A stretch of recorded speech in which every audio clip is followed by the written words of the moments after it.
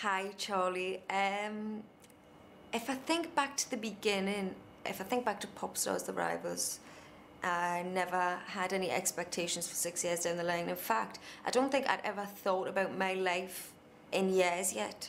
That kind of came about 3 years down the line. I started thinking, wow, I've been in the band for like 3 years. It seems like a lifetime.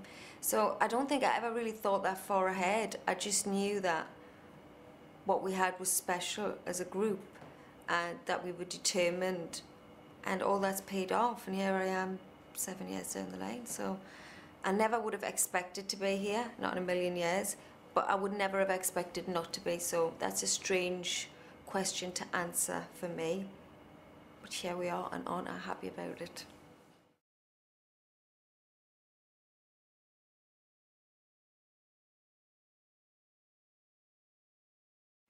Thanks for the question, Monica. I have to be really honest, it was very bizarre recording on my own. Usually the Girls Aloud process is that we record on our own anyway, as in we would be in the studio booth alone. So that wasn't the weird part for me. The weird part was everything sounded different. The sound of my album's totally different to what I've ever done with Girls Aloud. Plus, I'd only ever worked with Brian with Girls Aloud on all the stuff we did there.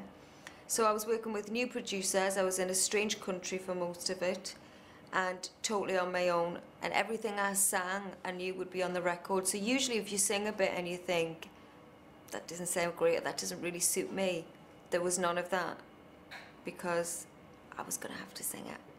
So there was no, that bit would be great for Kimberly, that bit would be sound great for Nicola, or any of that. There was just, this was my songs, and that was how it was going to be sang. It sounded totally different, and at times I was very lonely. But on the other hand, very exciting and refreshing and new and challenging. So bittersweet, but the end result I love.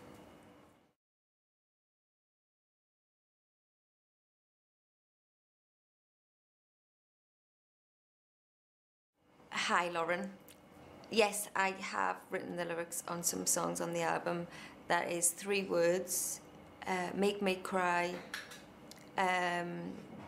heaven, and boy like you. I think my favourite would have to be 3 words. That is simply because it's my favourite song, and it was the last song I did. It was all a bit of a crazy experience, because I seen Will start the song from scratch with the guitar, literally start from scratch, and watched a genius in progress. And the lyrics were written together, and I would say Will inspired me. So all those things put together, I would say my favourite lyrics are from 3 words, and I was inspired by Will I Am.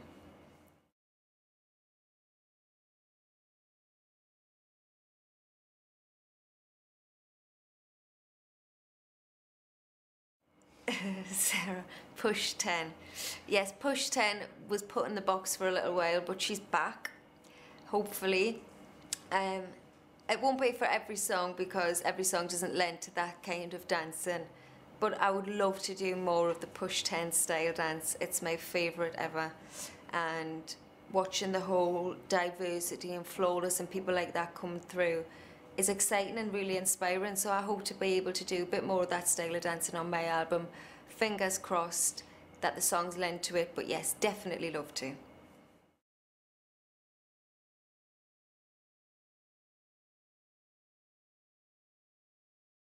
I would say I've been fortunate enough to have some massive highlights, Jessica, thank you. The Brits was definitely a highlight, because it took so long to get a Brit, and you know, we worked really hard for all those years, so to finally be recognised by our own was a massive highlight for us. Personal highlight would be becoming part of the X Factor, because I find watching people make their dreams come true and being involved in that process is as much of a buzz as doing it yourself. So that's definitely a highlight of mine. And massive highlight working with Will I Am. I mean, I couldn't ask for anything more, anyone better, anyone more special. But I could sit here with highlights all day, including the ones in my hair. But no, I'll leave it there. There's some of my highlights. Thanks, Jessica.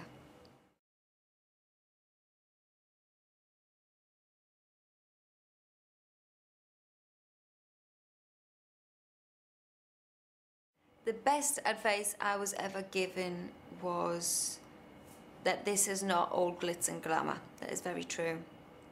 There's a lot of hard work involved, and my advice to somebody that wants to do this is to look into exactly what it involves being in this industry, how it all works. I know it's a dream for a lot of people, but the reality of it may not be what you want it to be. So find out everything you need to know about being in this industry. Make sure it's what you definitely want, because you need to put in a lot of hard work. You need to be very dedicated, and the rest of it all works out for the best.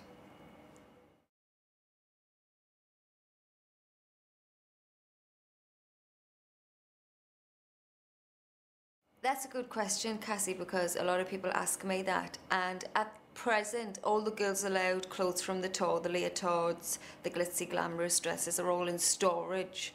And we can either go and visit them from time to time, or we can have them at home. But we keep them there for now because we never know when they're going to be needed again, or we like to keep them good. You know, we don't want to just clog them into our wardrobe. So we want to keep them all together. It's kind of like a memorabilia storage area. We've got every single outfit from every single tour there, and it's quite a special place actually for us all.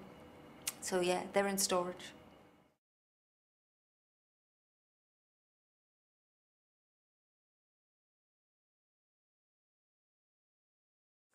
Hi Emily, good question. I don't keep in contact with everybody that I climb the mountain with, only because a lot of us have conflicting schedules and it just isn't like that. We do email each other from time to time. I keep in touch with Alicia. I would see Fern on the radio stuff. Love Denise, she came to one of the Girls Aloud concerts at Wembley. I haven't seen Chris yet, but I'm going to be doing some interviews with him for the radio. So yeah, we see each other, but we don't socialise together. We'll always have the special bond of what we all went through up that mountain, because I promise you it was one of the hardest things I've ever done in my life. And only us nine know what we went through up there.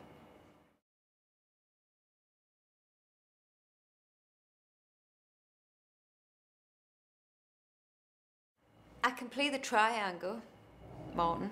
I can't play any other musical instrument, although I did try the cello when I was a kid at school. I wasn't very good at it.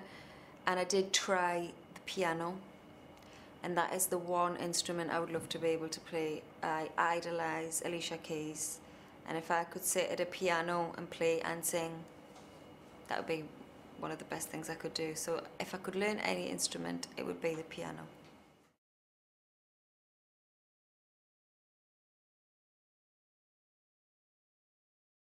The last album I bought was Beyonce, I Am Sasha Fierce. And that is because I love her, basically. And the album's fantastic. And yeah, every time she releases one single, as soon as I know the album's there, I get it. And that's that. The rest of them I steal from the record company.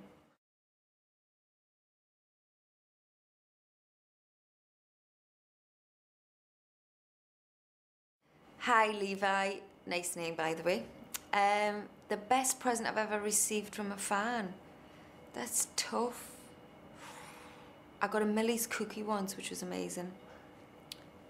I've got a real bad sweet tooth, so those kind of things really lend to me. I like those sort of stuff. Nudge wink. But no, everything I get from a friend is special because it means something to them to give it to me. So I always keep them. I keep them all in a box at home. And yeah, they're all pretty special.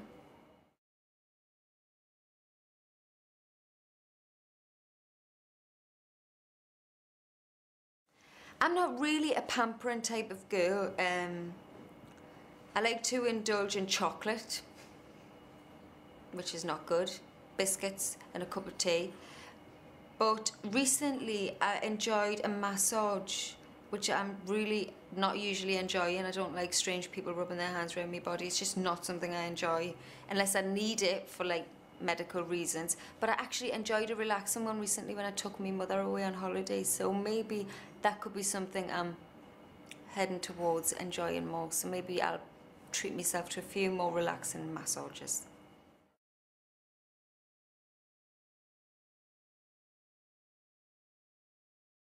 If I was a pair of shoes, I would have to be either a pair of Uggs or a pair of slippers, because they're comfortable, snuggly, cozy, and they don't hurt your feet.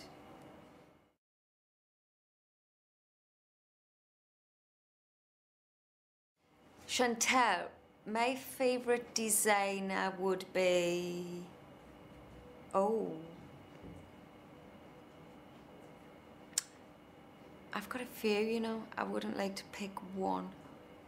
I love the British designers. I love Matthew Williamson. I love Julian MacDonald.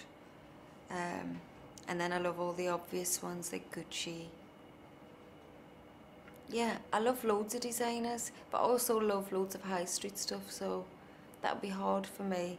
And I haven't got one personal favourite because sometimes I don't always love what everyone does, so let's see. The British designers.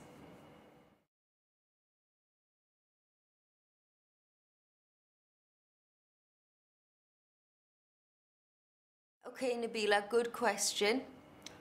Okay, first of all, I would invite Michael Jackson. And other than the obvious questions to ask him, like, how are you so amazing? I would ask him why he is releasing his album on the same day as I am. The second person would be Marilyn Monroe, only because her story fascinates me. I find her a really magical character who I would like to have dinner with and get to know a little bit more about. I think she's very deep, and I think I could help her psychologically. I think I could be a friend. And the third person would be Audrey Hepburn. I think she is one of the most gracious women we ever had, we were ever fortunate enough to have. Very humanitarian, and just even her quotes, the way she speaks, the things she says, I always find like I connect with. I always feel like I feel the same as that, or I think that as well. And it would be fascinating to sit down and have a conversation with her. There's the three.